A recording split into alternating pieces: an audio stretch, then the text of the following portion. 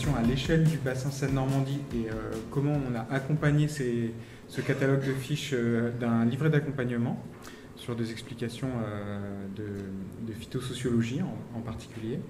Et donc je vais remettre d'abord cet outil dans le contexte de la boîte à outils zone humide de l'Agence de l'eau Seine-Normandie, en réexpliquant pourquoi l'Agence de l'eau fabrique cette boîte à outils, pourquoi elle la met à jour avec l'aide du Forum des marées atlantiques. Donc l'essentiel de la présentation, c'est quand même de vous présenter un nouveau recueil de fiches flore et végétation à l'échelle du bassin. Et donc on s'intéressera bien en particulier à l'identification des zones humides au sein du bassin Seine-Normandie, par quelle structure, par qui et avec quels outils. Mais en introduction, je vais vous parler de la boîte à outils zone humide et de ses objectifs. Ensuite, Karine vous présentera la méthode d'établissement de ce nouveau catalogue de fiches et du livret d'accompagnement et les résultats qui ont été obtenus par l'ensemble des conservatoires botaniques qui ont travaillé sur ces méthodes. Et finalement, en conclusion des perspectives, on parlera de l'intérêt pour les utilisateurs et de la manière dont on peut pérenniser l'outil. Donc la boîte à outils de l'Agence de l'eau, l'objectif pour l'agence, c'était de proposer à tous ces maîtres d'ouvrage, animateurs, ingénieurs, qui travaillent sur différents systèmes, parfois en gestion intentionnelle, parfois ce qu'on appelle nous, dans notre jargon, de la biodiversité ordinaire. Donc ce sont des espaces qui ne sont pas forcément avec un statut de protection ou même une caractérisation déjà évidente. Donc l'objectif, c'est pour tous ces maîtres d'ouvrage que l'agence va contacter ou va financer, enfin c'est plutôt les maîtres d'ouvrage qui contactent l'agence et donc on va parfois les financer, ce serait d'avoir des méthodes cohérentes à l'échelle du bassin. Alors cohérente, il y a un certain degré de cohérence à attendre, mais bien sûr en fonction des spécificités géologiques et pédologiques, les méthodes peuvent évoluer, enfin peuvent avoir une géographie. En tout cas, ce qui est important aussi, c'est qu'elles soient validées par des structures impliquées sur les zones humides, parce que le long de tout un cheminement sur la gestion d'un espace, surtout quand l'espace n'a pas un cadre clair, genre Natura 2000, donc il y a beaucoup de structures qui interviennent et beaucoup d'acteurs, et du coup, il est important que pour des étapes qui concernent les zones humides, comme la délimitation, la caractérisation, ensuite, quand on commence à gérer la zone humide et à se donner des objectifs, le suivi de ces objectifs et les moyens qu'on se donne, il est important qu'on valide des méthodes communes, parce que sinon ça laisse un peu les acteurs en face de problématiques assez difficiles. Les problématiques méthodologiques, on sait que c'est jamais évident à résoudre.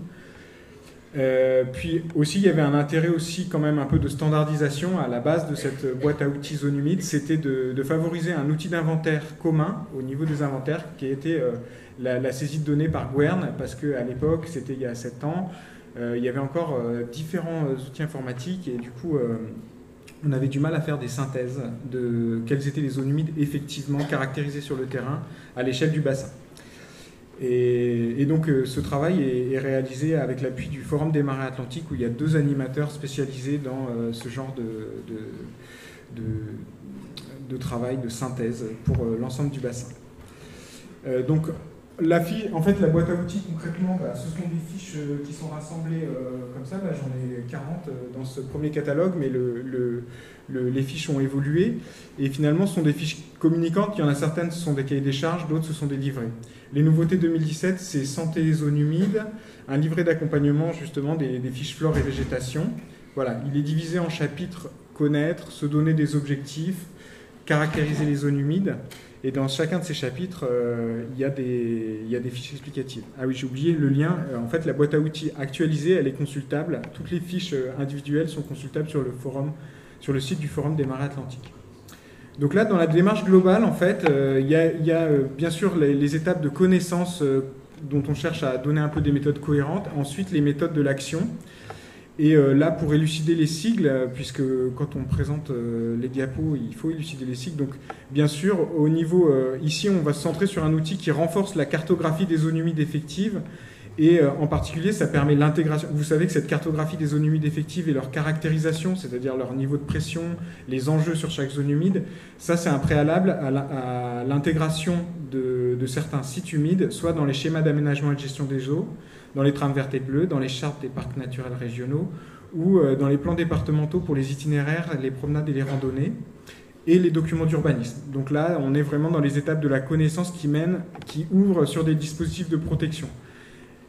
Et ensuite, bien sûr, il y a donc ça, c'est en fait le graphe que je vous indique ici. Le cheminement, c'est la manière dont est planifiée, rangée la boîte à outils de l'Agence de l'eau Seine-Normandie.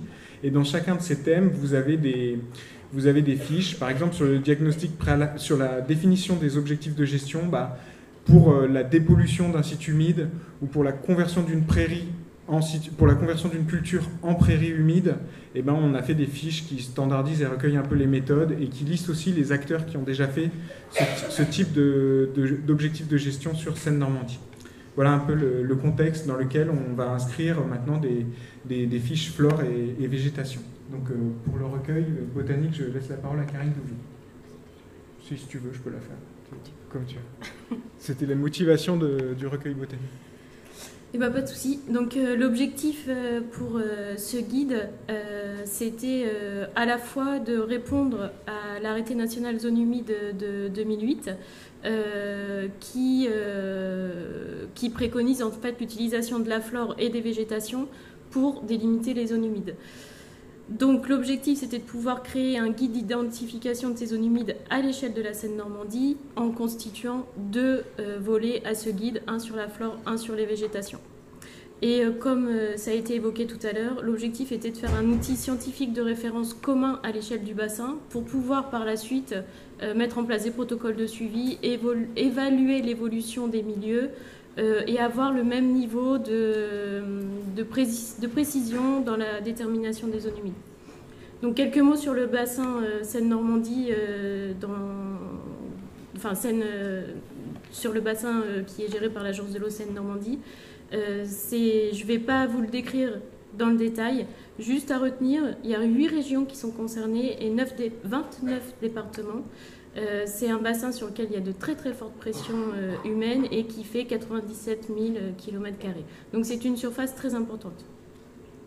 L'objectif, c'était de pouvoir avoir un guide qui soit à cette échelle, sachant qu'on a assez souvent des guides qui sont soit au niveau national, soit ensuite à des niveaux inférieurs, régionaux ou départementaux.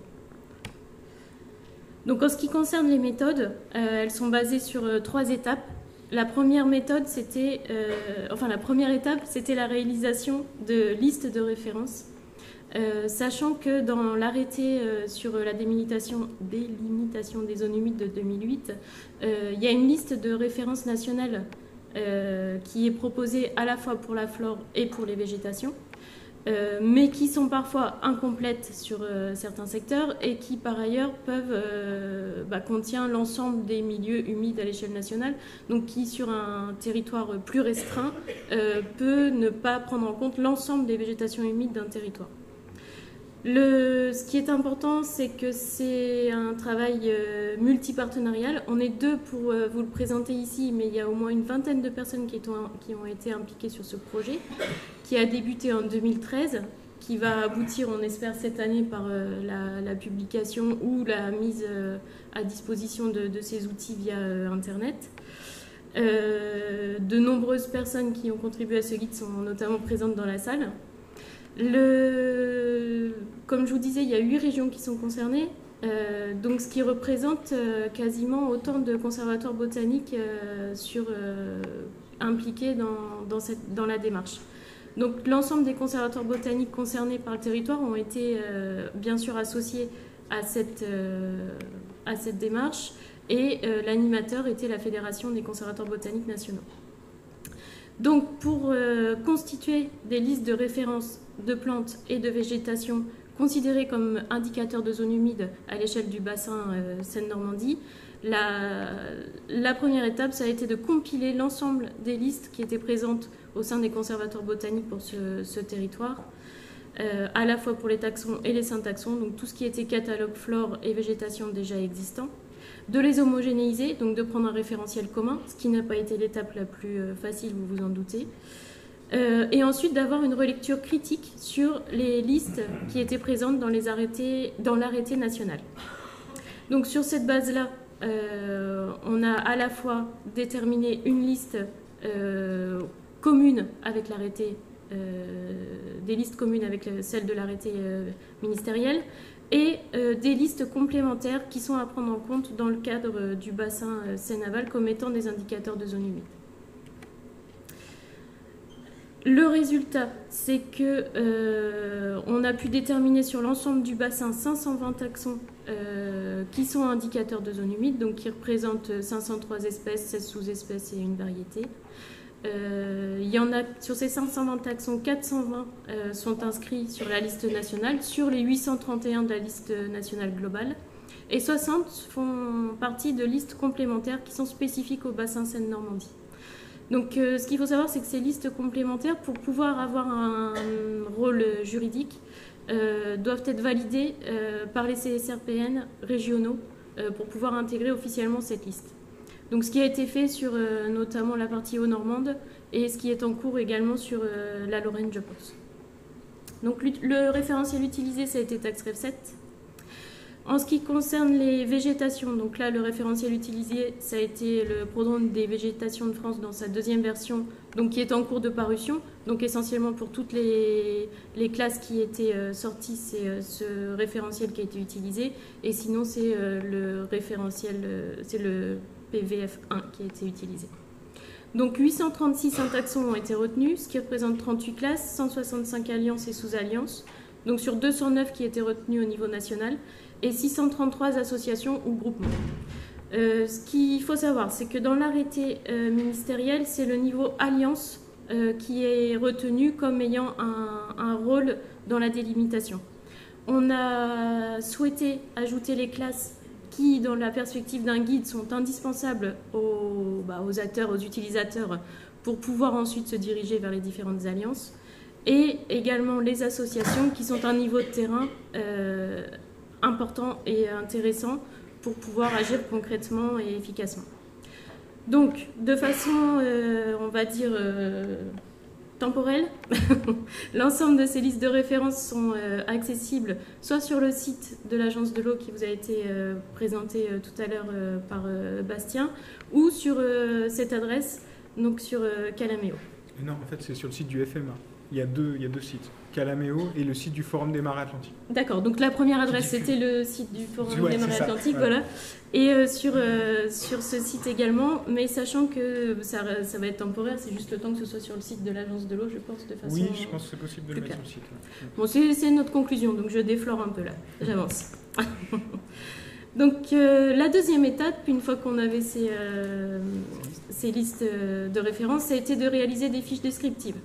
Donc, sachant que le panel d'acteurs était très très large, allant de botanistes confirmés à des agents de terrain, des sages, etc., qui le sont nettement moins, mais dont l'utilisation de cet outil est indispensable, on a souhaité que ces fiches descriptives soient très très détaillées, très accessibles. Donc, on n'a pas refait de terrain pour l'ensemble de ce document. Donc la base a essentiellement été des outils bibliographiques, soit déjà existants, soit dont la réalisation était concomitante. Donc ce sont les guides des végétations des zones humides existantes pour le Conservatoire botanique de Bailleul, les milieux alluviaux de la Loire, etc. Pardon ? 5 minutes. Donc au total, on a réalisé et rédigé 520 fiches flore, 38 fiches classes et 108 fiches alliances. Je ne vais pas vous décrire l'ensemble des fiches, donc je vais passer assez rapidement. Ça, par exemple, c'est une fiche flore. Les éléments qui sont intéressants à retenir, c'est que les descriptions sont très détaillées, beaucoup plus que dans une flore. On a tout un tas d'indices écologiques qui sont représentés sous des pictogrammes, ce qui permet d'avoir assez rapidement l'information. Les informations sur tout ce qui est liste rouge, c'est le référentiel national qui a été pris en compte. On sait si ce sont des espèces qui sont sur l'arrêté national ou pas, quel est le statut à l'échelle du bassin, sachant que compte tenu des différents statuts d'indigénat dans l'ensemble des régions, c'est toujours le statut d'indigénat le plus fort qui a été retenu pour le bassin. Ensuite, on a les protections pour l'ensemble des régions concernées. Donc voilà, ce qui est important également à retenir, c'est qu'on a une répartition géographique à la maille 10-10 sur l'ensemble du bassin, ce qui permet ensuite aux utilisateurs, quelque part, de n'utiliser ou de n'avoir imprimé ou dans ses tablettes, etc., que les fiches finalement de sa région, en faisant une sélection par rapport à la répartition.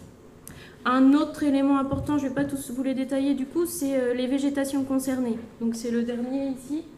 C'est-à-dire que ici sont indiquées les végétations dans lesquelles on peut retrouver de façon préférentielle cette espèce, qui permet ensuite d'aller directement aux fiches de végétation concernée pour pouvoir croiser ces informations. Ici, par exemple, on a une fiche classe, donc qui est, comme je vous le disais, un niveau qui n'est pas retenu dans l'arrêté, mais qui permet d'avoir une description générale de la végétation qui est beaucoup plus accessible au grand public que la version alliance ou association. Donc à retenir, c'est que dans chaque fiche classe, au-delà de la description de la flore caractéristique illustrée par des photos, etc., on a également l'ensemble des alliances et des associations qui dépendent de cette classe, avec, comme pour ce qui a été présenté sur les fiches de la Loire, un numéro de la classe. Donc ici, par exemple, on a le 1. Et ensuite, toutes les alliances qui vont commencer par le numéro 1, 1, 1, 2, etc. pour pouvoir retrouver facilement les alliances. Et toutes les concordances avec les habitats ENIS, etc. La même chose pour les fiches associations, où l'on retrouve les espèces caractéristiques, les caractéristiques édaphiques, etc.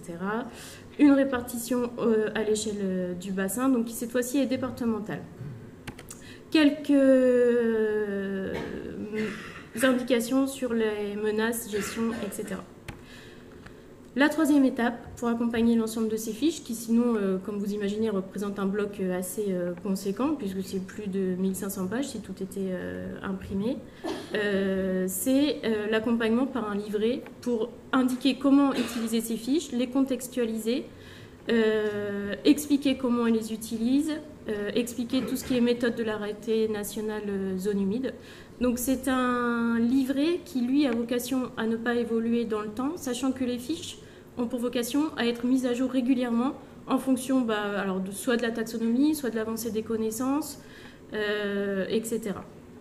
On a essayé dans ce guide, qui est constitué de 6 parties, de mettre une grande place aux caractéristiques du bassin Seine-Normandie sur les grandes zones humides qu'on peut y retrouver et les grandes caractéristiques de la flore pour que chacun des usagers puisse s'y retrouver assez facilement. De la même façon, ce livret est pour l'instant accessible sur l'adresse Calamio. Voilà. Merci beaucoup. Ah, juste une petite diapo sur les perspectives. Non, c'est bon. En fait, les perspectives, c'est qu'on est en train de réfléchir à la meilleure diffusion du guide auprès des utilisateurs. J'ajoute juste un petit truc sur la déclinaison régionale des guides qui peuvent être la suite. C'est-à-dire que c'est un outil complémentaire à l'ensemble des autres outils qu'on peut trouver dans la boîte à outils et qui sont emboîtés. C'est-à-dire que ce guide-là est à l'échelle du bassin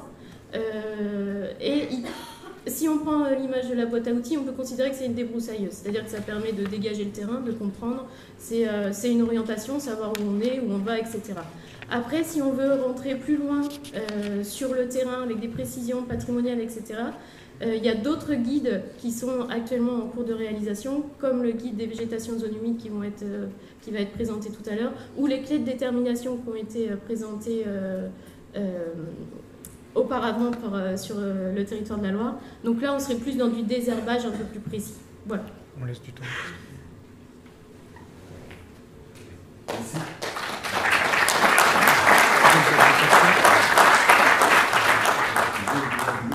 Je suis très admiré pour l'effort qui est en train de se développer ici en France en général.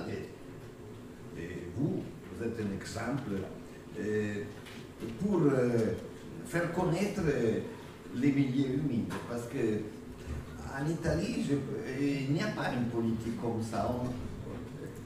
Mais je vois, pour chaque région de la France, des départements comme ça, il y a des livres qui permettent de connaître. Le problème, c'est que pour les gestionnaires, c'est possible. Mais pour arriver au niveau des hommes de la politique, qui peut-être ils ne sont pas des techniciens, mais c'est un travail qu'il faut souligner, c'est un grand travail, un grand effort pour la connaissance des milieux humides. Merci.